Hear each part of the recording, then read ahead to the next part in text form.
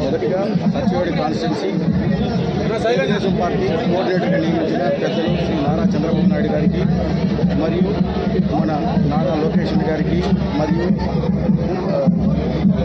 Party అధ్యక్షులు మన పల్లా శ్రీనివాసరావు గారికి, మన ఇన్ఛార్జ్ మినిస్టర్ తిరుపతి జిల్లా ఇన్ఛార్జ్ మినిస్టర్ మన అనగాని సత్యప్రసాద్ గారికి, మరియు మన జిల్లా ఇన్ఛార్జ్ తెలుగుదేశం పార్టీ అధ్యక్షులు పార్లమెంటరీ నరసింహ యాదవ్ గారికి నా యొక్క నమస్కారాలు. మరియు తొలేడికి చేసిన మన మురళీ అన్న గారికి, కూతులపట్టు ఎమ్మెల్యే మురళీ అన్న గారికి నా యొక్క నమస్కారం. మరియు మనబాక ఎక్స్ మినిస్టరు మరియు టీడీటీ బోర్డు మెంబర్ అయిన మనబాక లక్ష్మి గారికి నా యొక్క నమస్కారాలు. మరియు ఎక్స్ ఎమ్మెల్యే హేమలత గారికి నా యొక్క నమస్కారాలు. మరియు మన తెలుగుదేశం కుటుంబ సభ్యులకి మరియు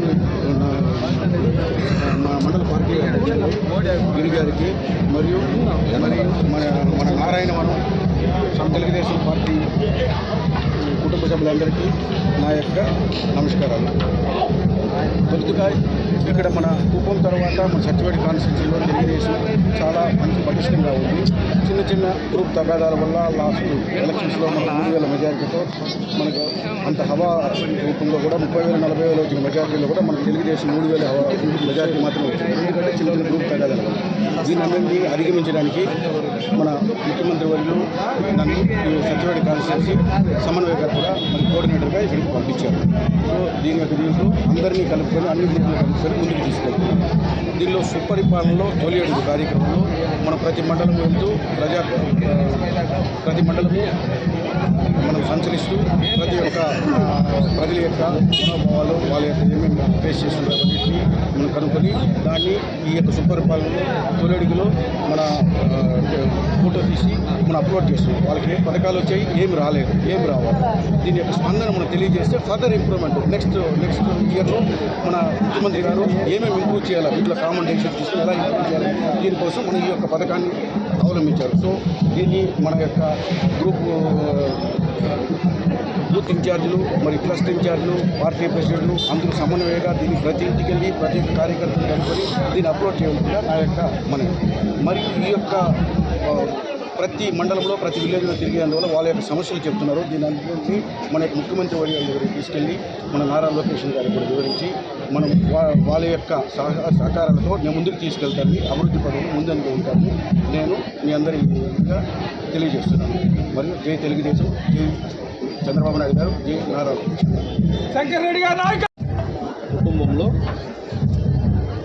తెలుగుదేశం పార్టీ పాలన ఏ విధంగా ఉంది అని, ప్రజల యొక్క అభిప్రాయం ఏ విధంగా ఉందని తెలుసుకోవడం ప్రథమ కర్తవ్యంగా భావించిన గౌరవ మాన్య ముఖ్యమంత్రి నారా చంద్రబాబు నాయుడు గారు ప్రజలిచ్చిన అధికారంతో ప్రజలకు మనం ఏం చేస్తున్నాం, ప్రజలిచ్చినటువంటి అధికారాన్ని ఉపయోగించి చేస్తున్నటువంటి అభివృద్ధి సంక్షేమ కార్యక్రమాలు ప్రజలకు చేరువవుతున్నాయా లేదా, గ్రామ స్థాయిలో కింది స్థాయిలో ఉన్నటువంటి వారికి అట్టడుగు వర్గాల వారికి మనం అందిస్తున్నటువంటి ఫలాలు ఏ రకంగా అందుతున్నాయన్నటువంటి విషయాలపైన గ్రామీణ స్థాయిలో ఏ విధంగా ఉంది అని తెలుసుకోవాలన్నటువంటి ఆలోచనే సుపరిపాలనలో తొలియాడు. ప్రభుత్వం ఏర్పాటై ఏడాది అయింది. ఏడాదిలోనే ఎన్నో మార్పులు చోటు చేసుకున్నాయి. అయితే అవన్నీ ప్రజా ఉపయోగకరంగా ఉన్నాయా, ప్రజా అనుబంధంగా ఉన్నాయా, మరి దాంట్లో ఇంకా ఏమైనా మార్పులు కావాలా, పైనుంచి మనం చేస్తున్నటువంటి ఈ కార్యక్రమాల పైన ప్రజలు ఏమనుకుంటున్నారు, ఇది చేయాలంటే ఒక నాయకుడికి ధైర్యం కావాలా, ఒక నాయకుడికి నిజాయితీ కావాలా, ఒక నాయకుడికి నమ్మకం కావాలా, తను చేస్తున్నటువంటి పనిపైన నమ్మకం కావాలా. ఈ ప్రభుత్వానికి, కూటమి ప్రభుత్వానికి చేస్తున్నటువంటి పనిపైన ప్రగాఢమైనటువంటి విశ్వాసం ఉంది, నమ్మకం ఉంది. మేము చేస్తున్నటువంటి ప్రతి పని ప్రజలకు చేరువవుతోంది. ప్రజల కొరకు చేస్తున్నటువంటి ఈ పని వల్ల ప్రజలు ఆనందంగా ఉన్నారు, తృప్తికరంగా ఉన్నారన్నటువంటి ధైర్యంతో గ్రామాల్లోకి వెళ్తున్నాం. మేము అడుగుతున్నటువంటి ప్రశ్నలు బహిరంగంగా అడుగుతున్నాం. అమ్మా, ప్రభుత్వం ఏర్పాటై ఏడాది అయింది. మేము సూపర్ 6లో 1-2 మినహా అన్నీ పూర్తి చేయడం జరిగింది. వాటితో పాటుగా సంక్షేమ పథకాలన్నింటినీ కూడా అందిస్తున్నాం. మీకు అందుతున్నాయా లేదా? ఏ సాంకేతిక కారణం చేతనైనా కానీ, ఏ లోపభూయిష్టమైనటువంటి విధానం వల్ల అయినా కానీ మీకు అందకపోతే మాకు చెప్పండి, మేము ఆన్లైన్లో సబ్మిట్ చేస్తాం. పార్టీలకు అతీతంగా, వర్గాలకు అతీతంగా, వర్ణాలకు అతీతంగా, కులాలకు అతీతంగా ఈ ప్రభుత్వ ఫలాలు అందాలనేదే మా లక్ష్యమని గ్రామాల్లోకి వెళ్తున్నాం. ఈ ప్రభుత్వం పనితీరుపైన బాగుందా, బాగలేదా, పర్వాలేదా అని అడిగి వాళ్ళ అభిప్రాయాన్ని చెప్తున్నాం. నేను పూతలపట్టు నియోజకవర్గంలో గ్రామాన తిరుగుతున్నా. నిజంగా చూస్తున్నా ఈరోజు సత్యవేడులో అపూర్వమైనటువంటి స్పందన. నారాయణవనంలోకి వస్తే అసలు నేను తొలి అడుగు కార్యక్రమానికి వస్తున్నానా, లేకపోతే విజయం అందినటువంటి తొలి రోజు కార్యక్రమానికి వస్తున్నానా నాకే అర్థం కాదు. మనం విజయం పొందిన తొలి రోజు ఏ విధంగా ఉందో ఏడాది తర్వాత కూడా అదే రకమైనటువంటి ఉత్సాహం, అదే రకమైనటువంటి ఆనందం, అదే రకమైనటువంటి బాధ్యతతో కార్యకర్తలు, నాయకులు ప్రజల పట్ల చూపిస్తున్నటువంటి ప్రేమకి ప్రజలు నీరాజనం పలికి స్వాగతం పలుకుతున్నారు. ఇంతకన్నా ఏం కావాలి? మేము అడుగుతున్నాం, పెన్షన్ సమస్యలు ఏమైనా ఉన్నాయా? తల్లికి వందనం మీకు వస్తుందా లేదా? ఏ కారణం చేతనైనా ఆగి ఉంటే చెప్పండి, వెంటనే పరిష్కరిస్తామంటున్నాం. అలాగే గ్యాస్ సిలిండర్కి సబ్సిడీ ఇస్తున్నామని చెప్పడం జరిగింది.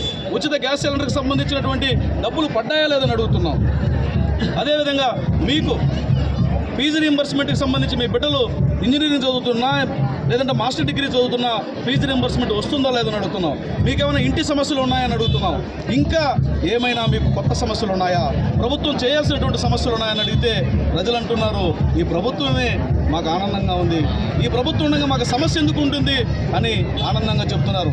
అక్కడక్కడ ఒకరిద్దరు ఏదో కారణం చేత రేషన్ షాప్లో వైట్ రేషన్ కార్డులో ఏదో కారు ఉందనో, లేకపోతే వైట్ రేషన్ కార్డులో స్ప్లిట్ కాకో, లేదంటే గత ప్రభుత్వం చేసినటువంటి నిర్వాహకం ఎంత దుర్బుద్ధితో చేశారంటే వాలంటీర్ వ్యవస్థను అడ్డం పెట్టుకుని తెలుగుదేశం పార్టీకి సంబంధించినటువంటి సానుభూతి పరుల ఇళ్ళని, డబ్బున్న వాళ్ళకి ఇళ్ళకి మ్యాపింగ్ చేయడం కారణంగా వాళ్ళకి సంబంధించినటువంటి భూములు, వాళ్ళకి సంబంధించినటువంటి ఆదాయాలంతా పేద వర్గాల మీద పడి అలాంటి వారికి పెన్షన్ సమస్యలు, రేషన్ కార్డు సమస్యలు వస్తే వాటిని ఈరోజు అప్లోడ్ చేస్తున్నాం. ప్రభుత్వం ఈ కార్యక్రమం అంతా చేసి ఈ నెలాఖరు లోపల ప్రజల అభిప్రాయాన్ని తీసుకొని త్వరలోనే మరికొంత సంస్కరణ దిశగా ఈ ప్రభుత్వం అడుగులు వేయబోతుంది. సూపర్ సిక్స్ కార్యక్రమాలతో పాటుగా ప్రజారంజకమైనటువంటి పాలన అందించడం కోసం అవసరమైనటువంటి సంక్షేమ పథకాలన్నింటితో పాటుగా సంక్షేమ కార్యక్రమాల్ని నిర్వర్తించడంలో ఈ ప్రభుత్వానికి మించిన ప్రభుత్వం ఈ దేశంలో ఏదీ లేదని సగర్వంగా చెప్పడానికి నేను ఆనందంగా ఈ అభిప్రాయాన్ని వ్యక్తం చేస్తున్నాను. శంకరెడ్డి గారు నన్ను పిలిచారు. నిజంగా ఈ విధంగా ఉంటుంది అనుకోలేదు నేను. శంకరెడ్డి గారు పిలిస్తే ఏదో సుపరిపాలనలో తొలేడు కార్యక్రమానికి పక్క నియోజకవర్గం ఎమ్మెల్యేని ఇన్వైట్ చేసాడు, వద్దాం అనుకున్నా. నిజంగానే తప్పిపోయినా నేను సత్యవేడు నియోజకవర్గంలో నారాయణవనంలోకి ఎంటర్ అయినప్పుడు మేము కూడా ఈ మారు చేయాలని అనిపిస్తూ ఉంది.